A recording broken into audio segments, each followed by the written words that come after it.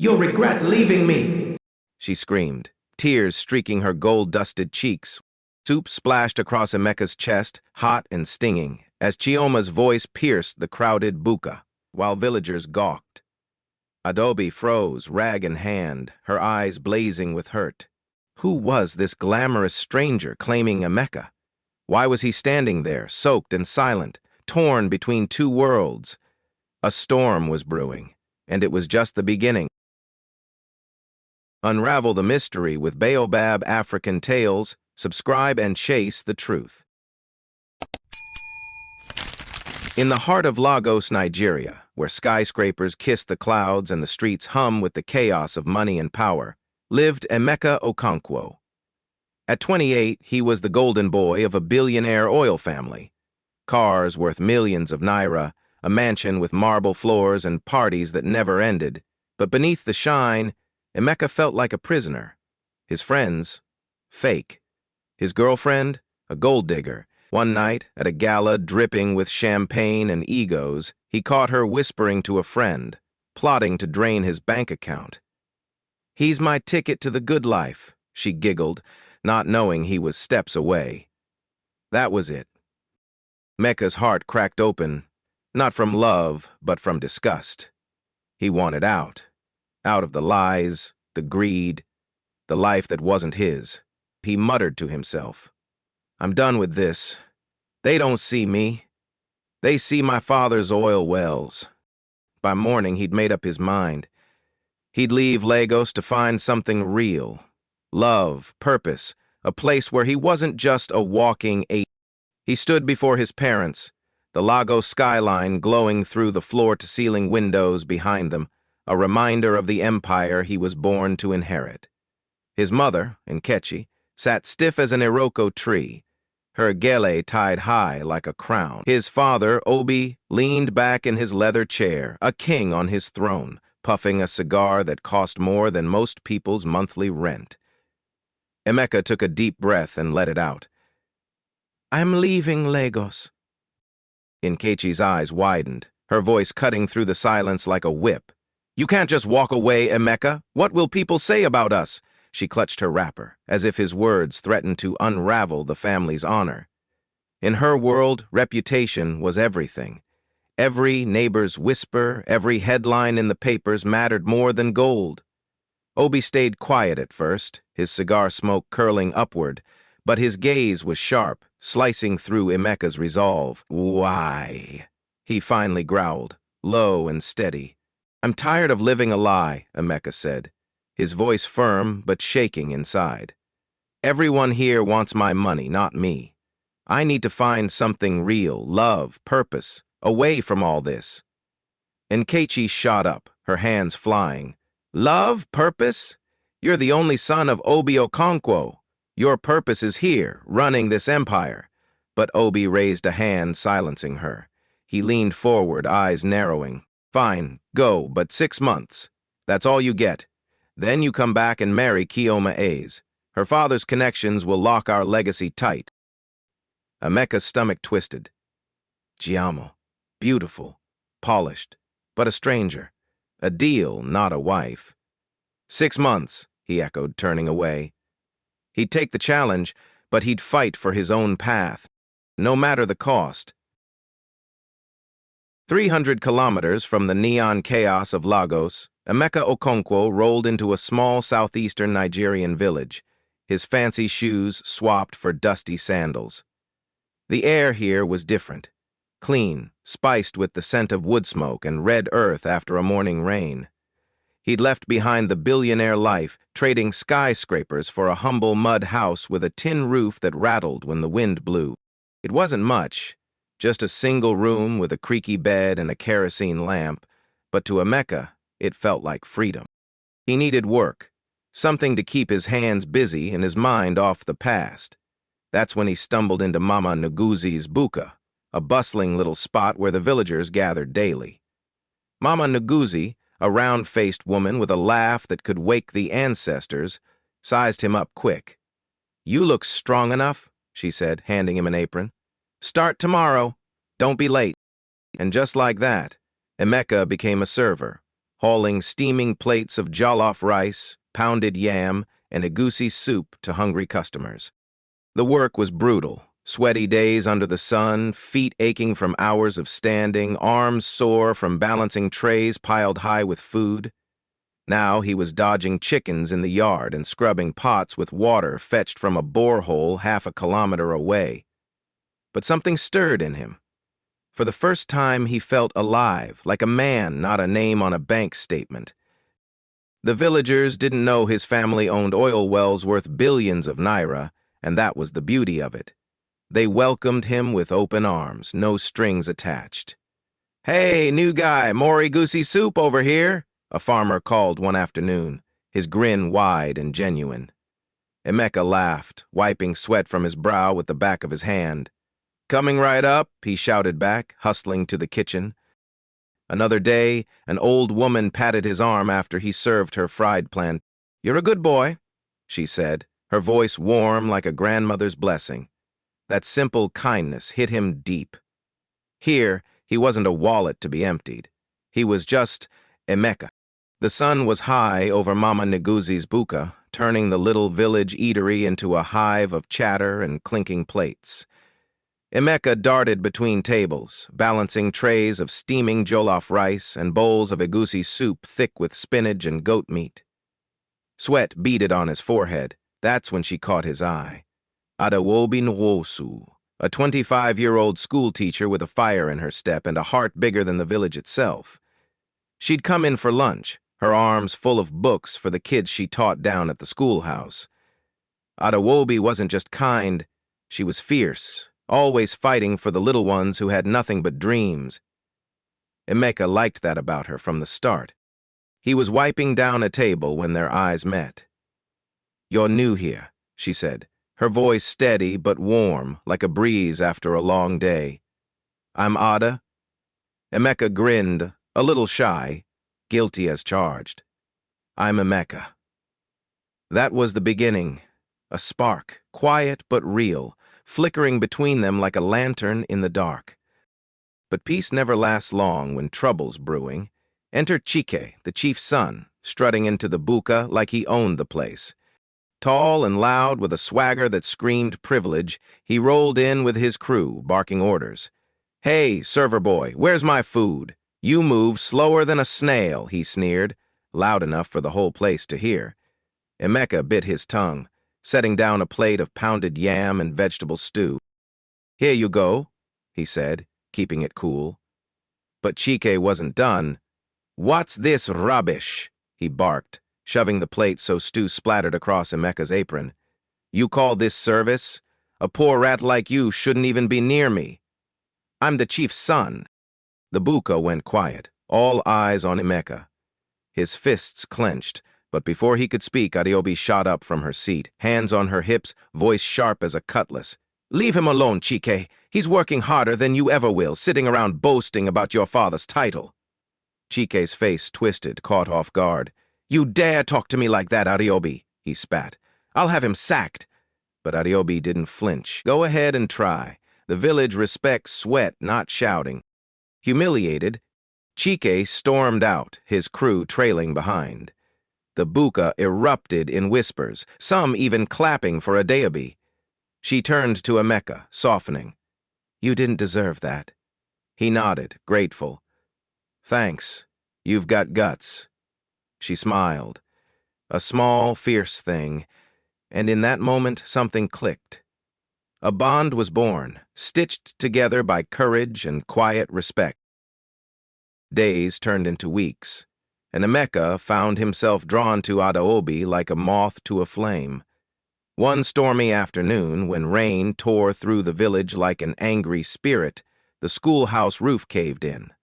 Adobi was there, soaked to the bone, trying to save her books. Emeka didn't think twice. He grabbed a ladder, some old zinc sheets, and climbed up beside her.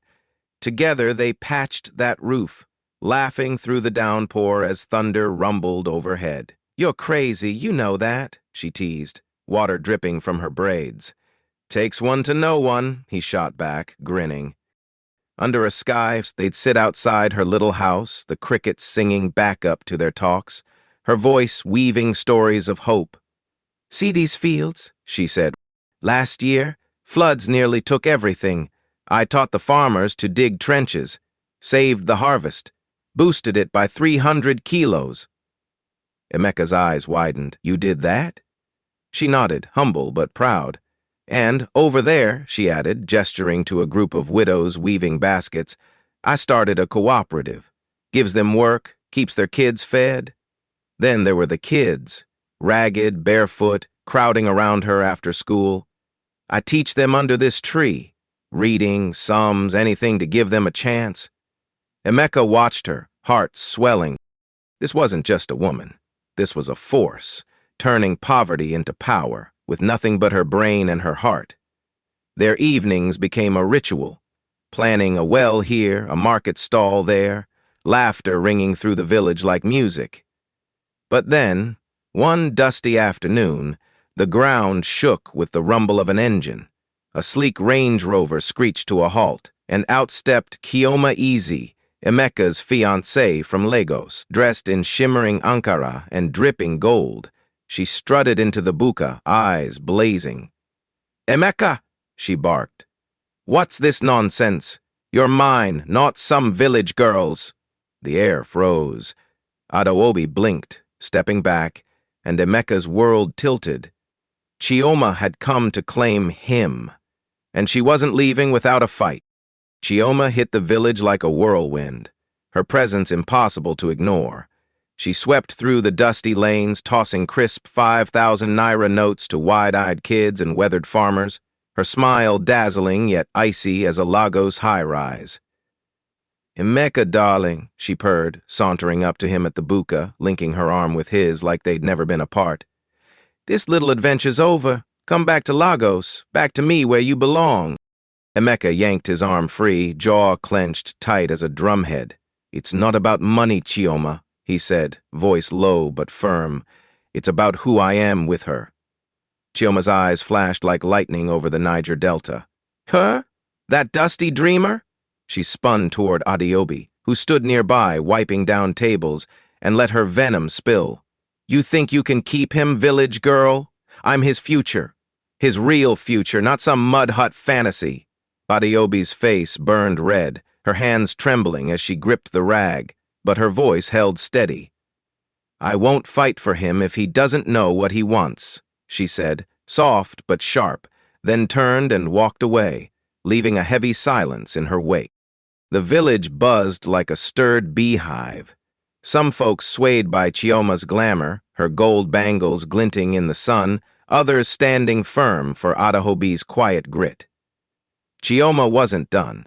She staged her big move right there in Mama Ngozi's buka, the lunchtime crowd packed tight. "You'll regret leaving me, Emeka," she cried, voice rising to a wail as she grabbed a steaming bowl of egusi soup and flung it onto his shirt. Tears streamed down her face, crocodile tears, thick and fake, while she clutched his arm, pleading, "Don't throw us away." Customers gawked, spoons frozen midair, whispers rippling through. Maybe she's right. He's too good for this place. Emeka stood there, soaked and stunned, the hot soup stinging his chest. Chioma's words clawed at him, flashing memories of Lagos penthouses, his parents' stern faces. But Adobi's silence sliced deeper, a quiet wound he couldn't shake. That night, under a sky thick with stars, he found her by the mango tree, her eyes red from unshed tears. "Adobi," he said, voice raw as the earth beneath them, "I'm not going back. I choose you." She looked up, her gaze searching his soul. "Then prove it, Emeka." "She's not giving up, and neither should you." The battle for his heart roared alive.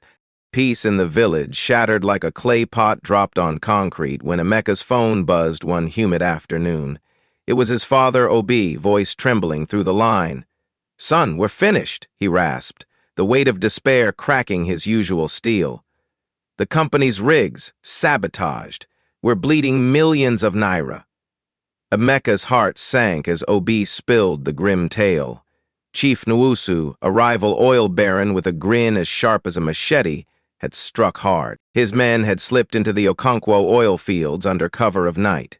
deep in the delta, where the rigs towered like giants over muddy waters. They'd tampered with the pumps, rigging them to leak crude into the rivers, a black tide that choked fish and turned villages against the Okonkwo's. Then came the real blow. Forged documents leaked to the press, pinning the spill on Obi's negligence. Fines piled up, hundreds of millions of naira, while clients fled, contracts evaporated, and whispers of bankruptcy echoed from Lagos to Port Harcourt.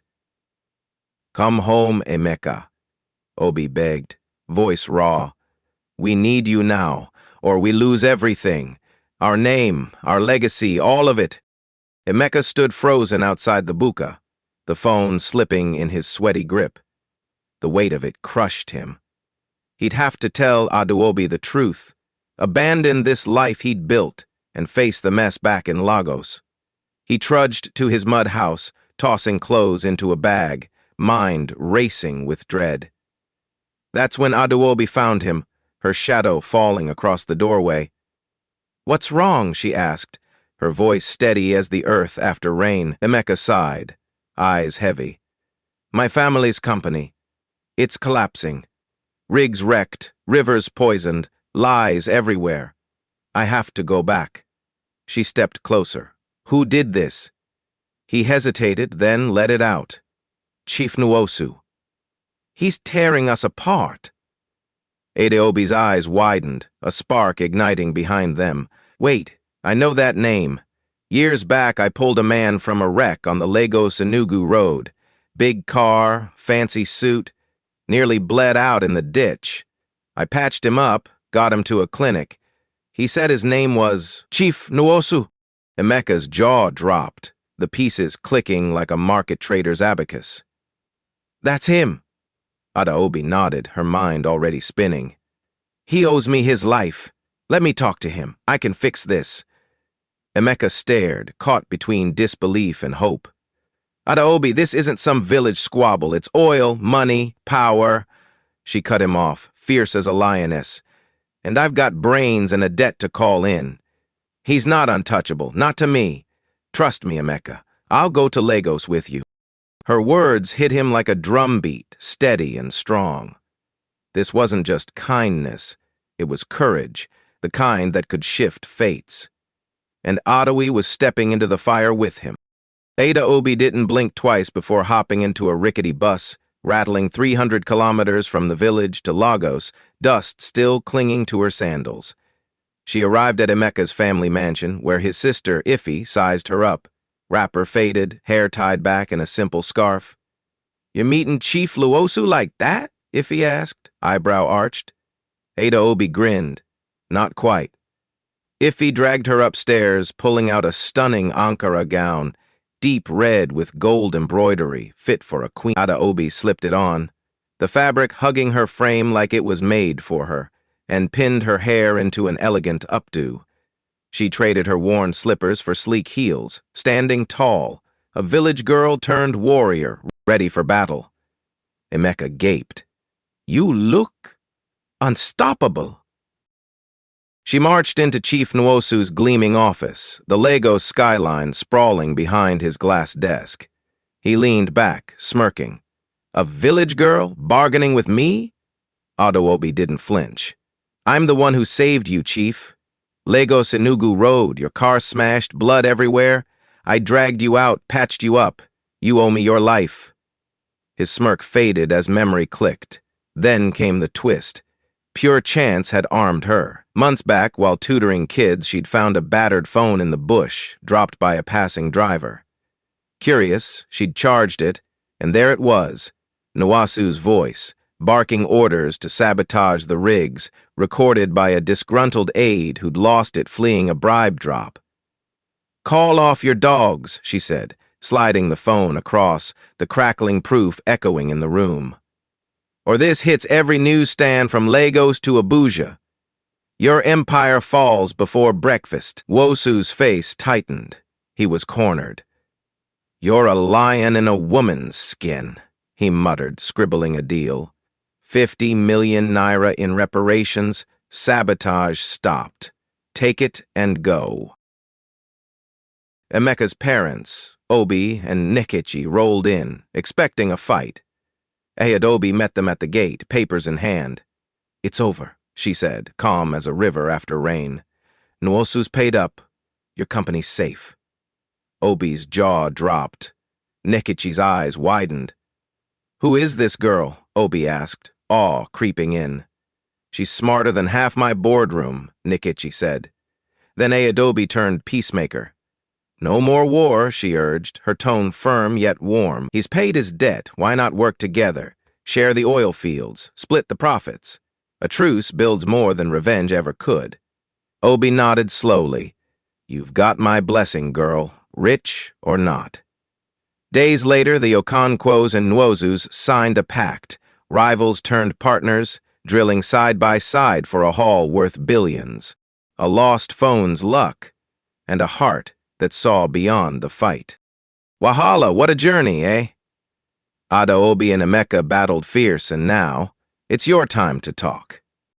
Ever faced love storms like this? Exes with claws out, parents throwing shade or secrets that could break you? Drop your tale in the comments. We're all ears and weave it into our next video straight from your life. No wahala yet? Say this: "Lord, let me meet a good-hearted soul." A prayer for that true one to walk this rugged road with you. And just as you might have guessed, a love that conquered every barrier was headed for a finale full of joy and sweetness.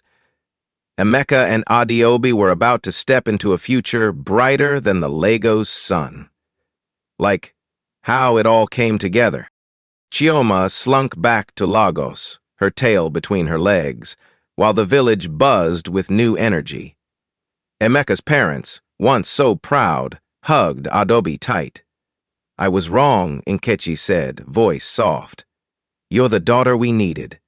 That weekend, the village threw a wedding. Drums pounding, palm wine flowing, masquerades twirling in the dust. Emeka and Adobi stood under a canopy, blending Igbo vows with Yoruba blessings, their love a bridge between worlds. "This isn't just our day," Emeka said, beaming at the crowd. "It's the village's." They pledged 50 million naira to build a school and clinic, brick by brick, a legacy born from struggle. As the party roared, a jeep rolled up. Out stepped Tunde, Emeka's old Lagos buddy, sent months ago to drag him back. "I came to save you," Tunde laughed, "but this place saved me. I'm staying." The crowd cheered, pulling him into the dance.